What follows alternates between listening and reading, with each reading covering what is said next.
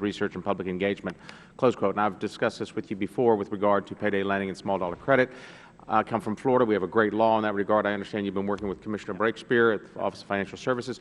What is your timeline in issuing regulations in that particular industry for small dollar credit?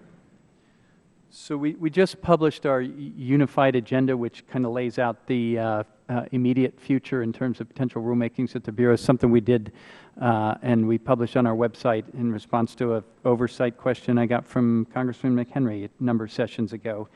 And we indicated that on the payday lending, we will be writing rules. We expect those to potentially come out in a brief process sometime later this fall. And okay, so within the next 6 months easily? I think that's fair, yes. Okay. Just real quickly, because you testified to Mr. Lukemeyer that you're not actively participating in the Operation Chokepoint, but yet many of the businesses that are being affected by this come under your regulation. Do you feel that you're being usurped, your authority is being usurped by bank examiners or banking regulators that are engaged in the Operation Chokepoint? I don't think so. The reality is, and I found this when I came into the Bureau, and I was a little surprised because I just didn't know how these things worked at the Federal level, but there are a number of Federal banking agencies. There's some real overlap among them that is alleviated by us working together in a close and collaborative fashion, which we try to do. Are you working with them?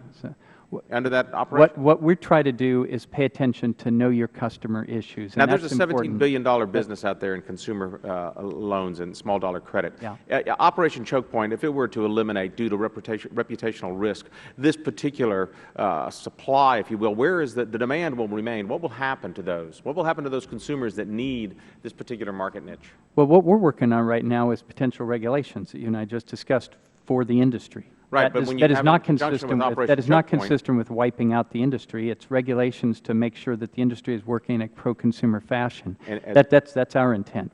I have recognized and acknowledged the demand for small dollar credit. People have that demand. And if they don't have it in a regulated fashion, they're going to get it in a black market fashion, and that's even more harmful to the consumer. I agree with you on that. Finally, just real quickly, with regard to the rule of law, and as a lawyer, you believe in due process, the independence of the judiciary.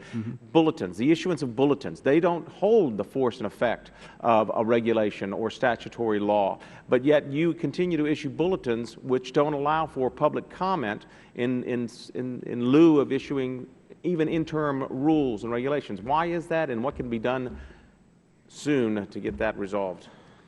So again, my understanding of the Administrative Procedure Act goes back about 70 years now, is that there's a distinction between substantive rules that change the law, and notice and comment is required, and then guidance and other things that agencies use quite a bit, which is not really a change in the law. It's just a clarification or restatement of the law so that people can understand more clearly what it means. And so your April 30th press release commending BMO Harris for adopting the pay scheme recommended by the CFPB is a guidance? That was just a statement. That was just a statement to the media. That's all that was. Yeah.